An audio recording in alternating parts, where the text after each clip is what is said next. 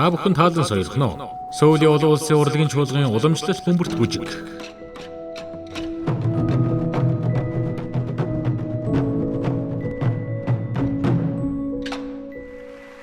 Ээж.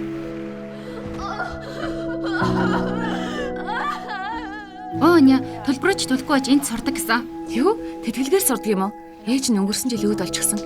Чи юу мэддгээ? Чам шиг бодох юмгүй хүн юу мэдгээ? Би ядчил юу хэлэхээ мэддэг. Амьдрах газар олдлоо 2-3 хоног энд бай. Хэдэн дүрэн байгаа. Нэгт миний зөвшөөрсөн хэсгүүдэд л орж болно. Хоёрт манай гэрт байхдаа юу ч битгий хий.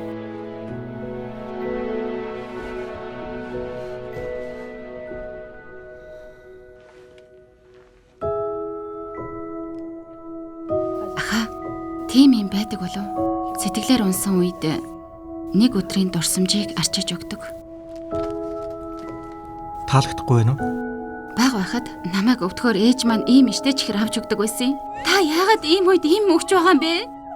Явж байгаа хүмүүсээ тэр дороо яваад өгдөг чи үлдэж байгаа хүмүүс хүлээн зөвшөөрөх гэж их уддаг.